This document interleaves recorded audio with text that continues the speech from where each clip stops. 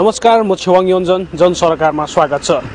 जनसरकारले आज टिस्टा ब्रिज परिसरमा रहेको यी दोकानहरूबारे एउटा विस्तृत रिपोर्ट प्रस्तुत गर्नेछ। यहाँका सब्जीहरू सम्बन्धी जानकारी दिँदै तपाईहरुलाई यहाँका व्यवसायीहरूले झेलिरहेको समस्याहरू पनि हामी तपाईहरुको टिभी स्क्रिन अगाडि राख्नेछौँ। प्रस्तुत छ यो आजको कार्यक्रम।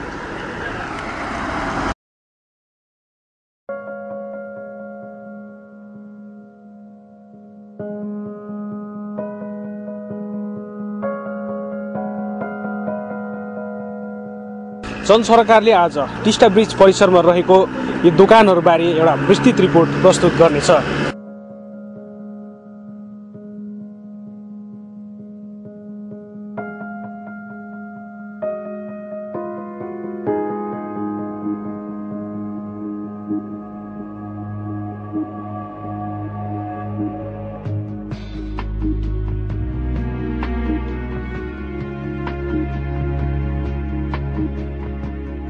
तपाईहरु आफ्नो जग्गाको त होइन? छैन, आफ्नो जग्गा त कहाँको जग्गा भएदेखि किन यहाँ उयो गरिबस्नु, खेतीबारीमा लगायो।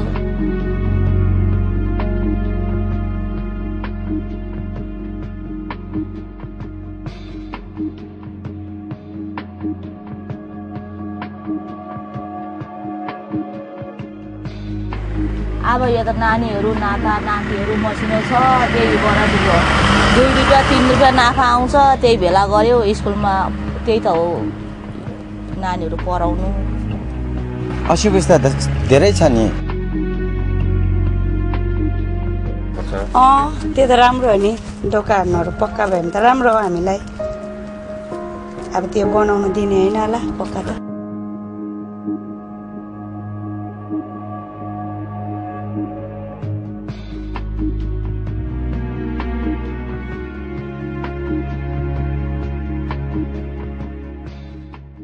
स्थानीय कृषकहरूका उब्जनीको बजार व्यवस्थापन धेरै फराकिलो नभए पनि टिस्टामा स्थानीय रूपमै सञ्चालनमा रहेको सब्जी व्यापार भने अहिले निकै फस्टाउँदै गइरहेको छ। कालेबुङमा अधिकांश मानिसहरू कृषि क्षेत्रमा निर्भर छन्। यहाँका अधिकांश गाउँहरूमा नै विभिन्न प्रकारका साग सब्जीहरूको उब्जनी हुने गर्छ। यी गाउँमा हुने उब्जनीहरूलाई नै टिस्टाको पुलमा 2-4 जना दोकानीहरूले सुरु गरेको बजारले अहिले राष्ट्रिय राजमार्ग क्षेत्रमा निकै ठुलो ठाउँ ओगर्दै गइरहेको छ। कसरी छ अहिले चाहिँ, कसरी बिक्री भइरहेको छ? छोपी हामी 150 रुपियाँ बेच्छ। सुन्तला त अब साइज हेरी अहिले कसरी छ तपाईको? कुन साइजको कसरी छ? अब 120, 80, 60 हेरी छ। यो कोपीहरू सबै एकै जग्गाबाट आउँछ कालेबुङतिरबाट? सबै एकै जग्गाबाट। हजुर। कहिलेदेखि दोकान गर्नुहुँदैछ? कति वर्षमा तपाईले गरेको? मैले गरेको त 10 वर्ष भयो होला। परिवारै तपाईँ यही गरेर चलाउनुहुन्छ? यही गरेर। घरमा को हुनुहुन्छ? घरमा त म, हस्बेन्ड, 2 जना छोरी छ। तपाईहरुलाई यहाँनिर समस्या के छ? अब समस्या त के भन्नु, दोकानहरू पक्का हुनुपर्छ। दोकान त्यही त हो, पक्का त खै अहिलेसम्म भएको छैन, यत्रो वर्ष भइसक्छ। पक्का हुनुपर्छ जस्तो लाग्छ। पक्का त अब गरिदिनै पर्ने हो नि, खै त अन्त अहिलेसम्म। दिनमा नि बिहान कति बजीदेखि कति बजीसम्म खुल्ला हुन्छ दोकान? हामी त 7 बजीदेखिको बिहान 7 बजीदेखि बेलुका कति बजीसम्म? त्यस्तै 7 बजीसम्म। हुन्छ। तपाईँको नाम? मेरो रानु राई। हुन्छ।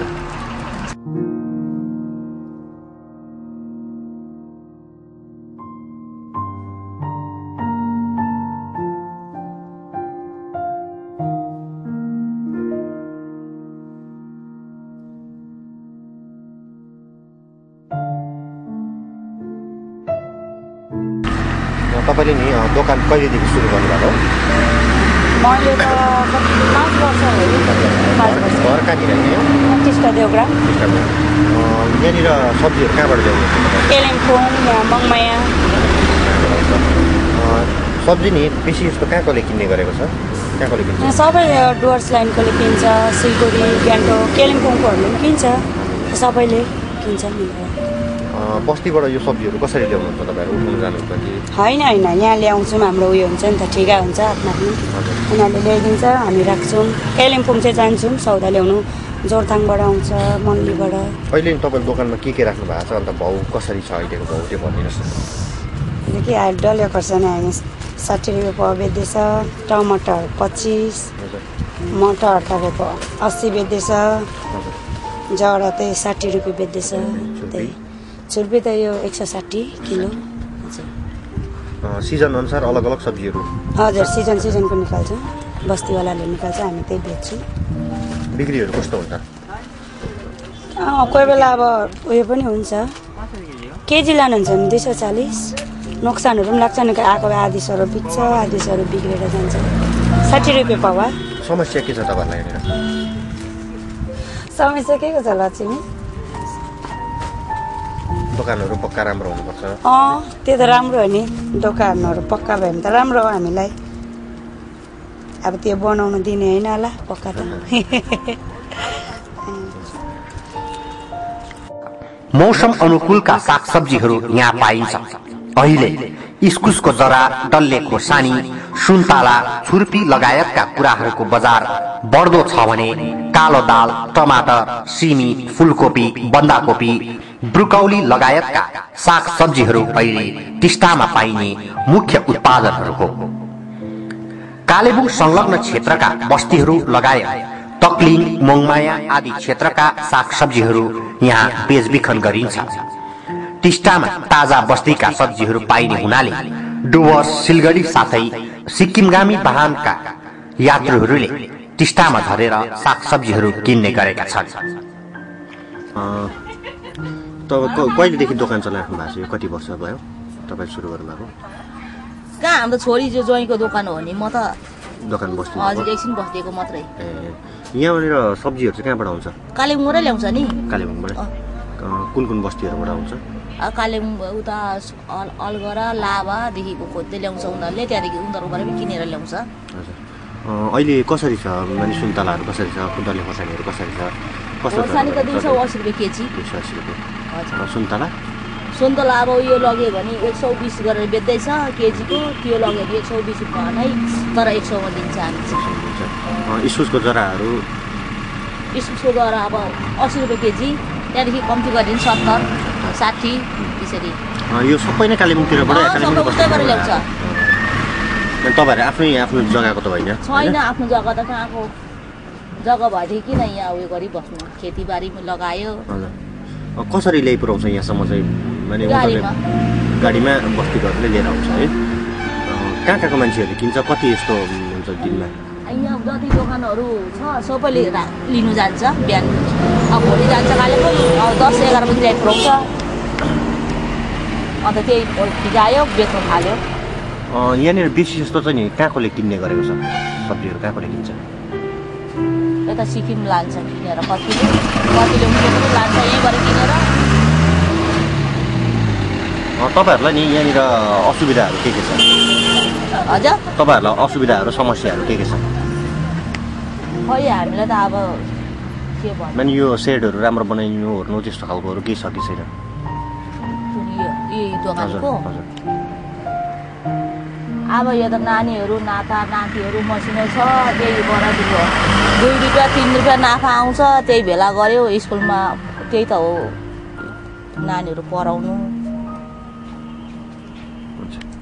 तपाईँको नाम आन्टी?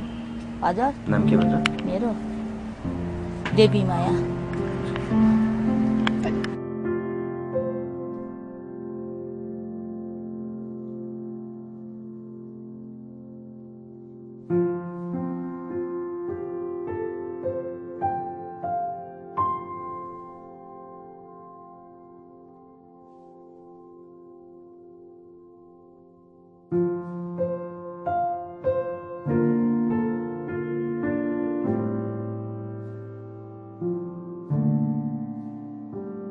तपाईँले यो दोकान नि कहिलेदेखिको सुरु गरिराख्नु भएको छ? आजभन्दा 13 साल अघिदेखि नै सुरु गरेको दोकानपाट।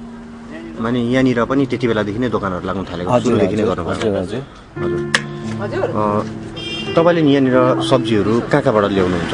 कहाँबाट? हामीले यता तक्लिङ पेसोकबाट पनि आउँछ, तक्लिङबाट पनि आउँछ, यता बडामङमा लिङ सबै ठाउँबाट आउँछ।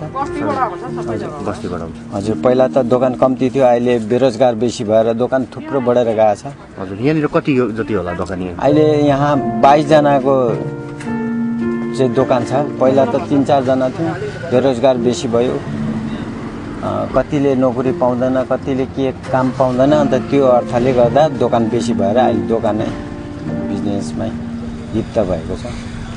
कति जतिको चल्छ तपाईँको दोकान? त राम्रै चल्छ, दोकानपाट राम्रो चल्छ तपाईँको सिक्किमले गर्दा। तपाईँहरूलाई नि यहाँनिर समस्याहरू के छ?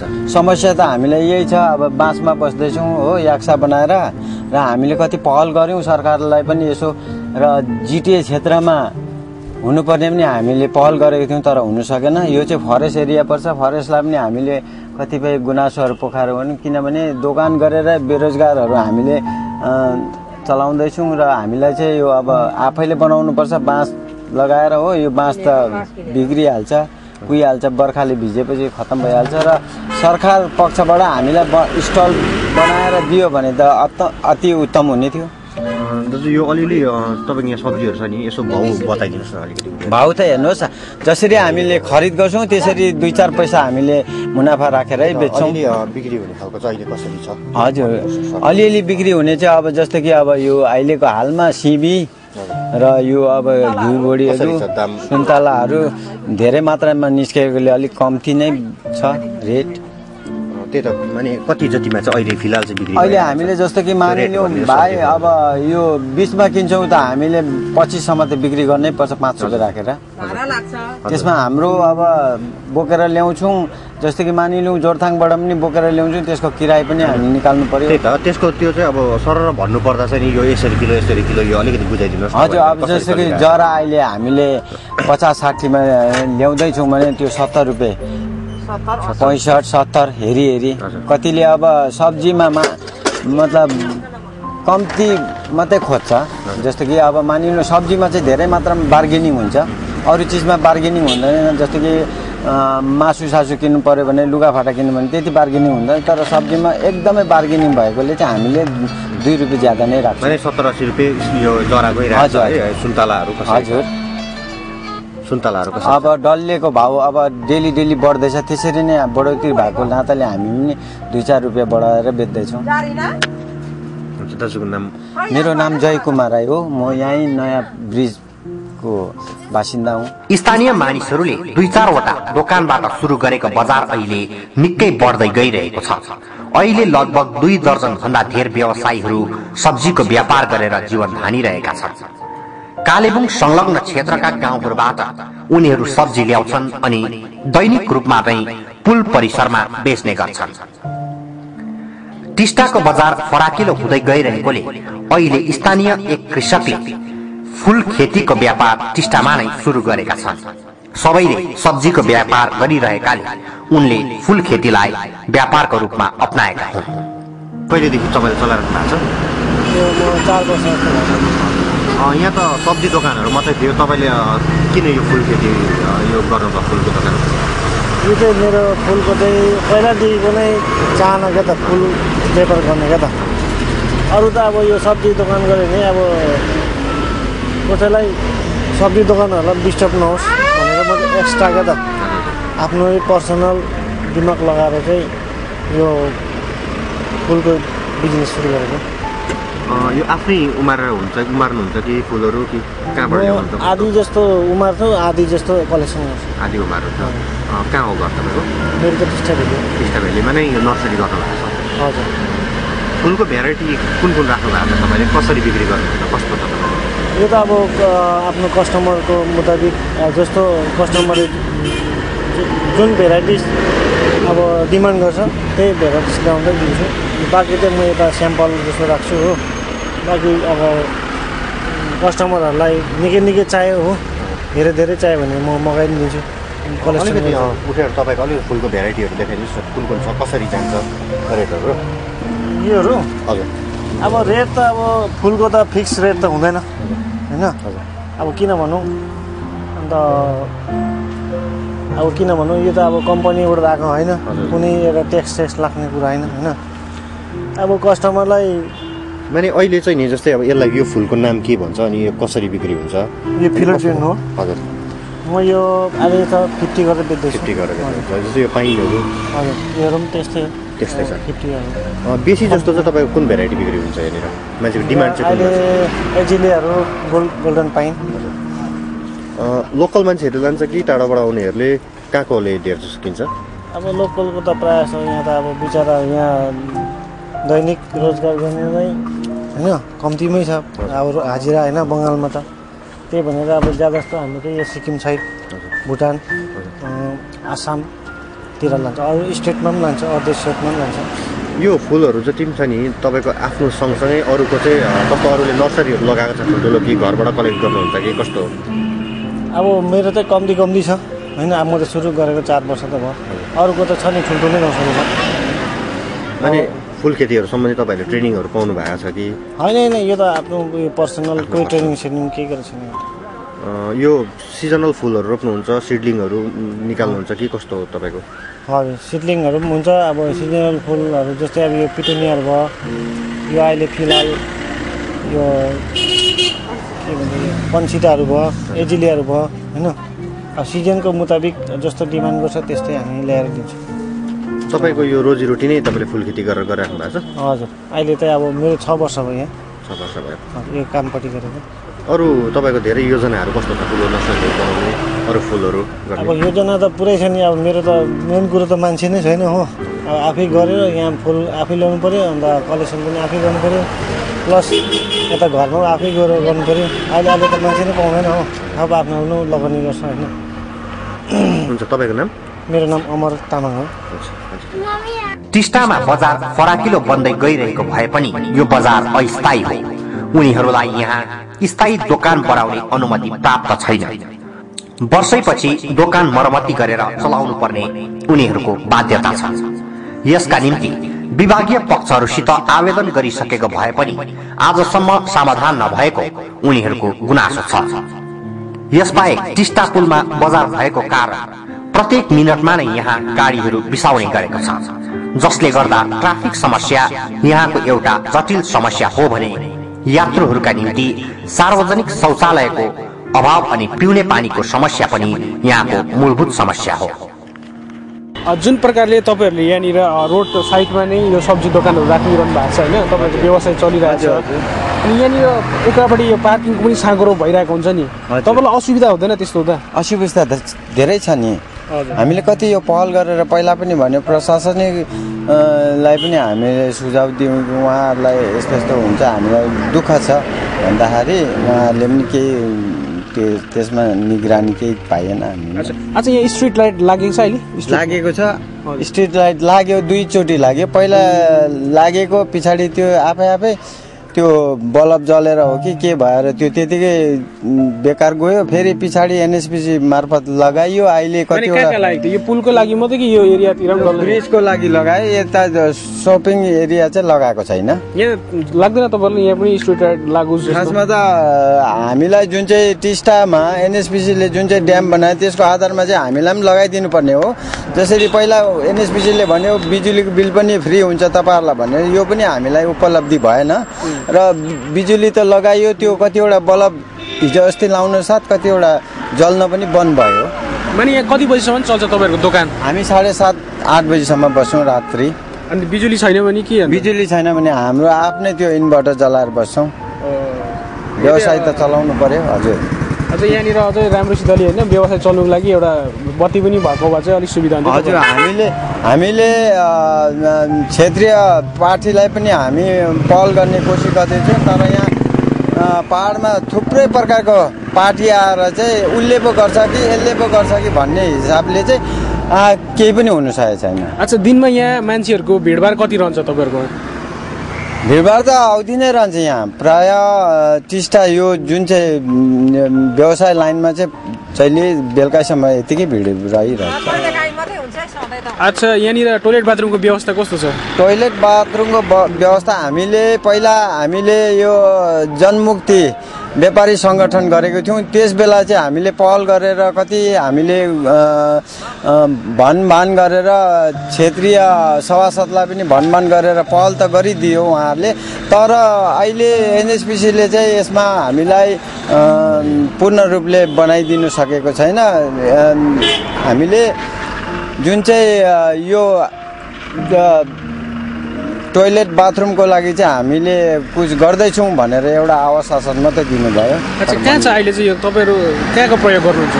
अहिले हामी यो तल भिर पाखामा जान्छ। जति पनि अब इमर्जेन्सीमा कसैलाई पेट खराब भएर पेचेस लागिरहेको हुन्छ, तर यहाँ व्यवस्था भनेको छैन, बिचराहरू कुदेर जङ्गलतिर जान्छ। अच्छा, यो त अन्त फेरि स्वच्छ भारत अभियानको त लागि त विरोध गरिरहेको भयो त बाहिरतिर गर्नु। हजुर, अब यो चाहिँ एनएचपिसीले बनाइदिन्छु भनेको छ, तर अहिलेसम्म बनाइदिएको छ। अच्छा, यहाँ यदि शौचालयहरू राम्रोसितले व्यवस्थित भयो त यहाँ आउजाउ गर्ने होइन यात्रीहरूको लागि पनि सुविधा हुन्थ्यो नि त। हजुर, प्रशासनको तर्फबाट हामीलाई बनाइदियो भने त धेरै राम्रो। यदि त्यो पनि भएन भने एनएचपिसीले बनाइदियो भने अझै उत्तम राम्रो।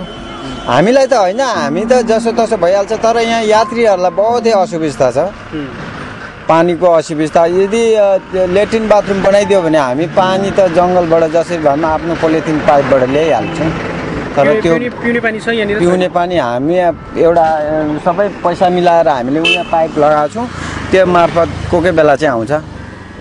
यो थियो टिस्टा पुलमा रहेको यो विभिन्न स्टलहरूबारे अनि यहाँ कसरी व्यवसाय चलाइरहेका छन् टिस्टावासीले त्यो बारे जनसरकारले प्रस्तुत गरेको विस्तृत रिपोर्ट। आगामी दिनमा पनि यस्तै समाज सरकारका विषयहरू लिएर हामी तपाईँहरूको टिभी स्क्रिन अगाडि उपस्थित हुने नै छौँ। तबसम्मको निम्ति क्यामेराम्यान अविनाश छेत्री अनि म छेवाङ योन्जनलाई बिदा दिनुहोस्। नमस्कार।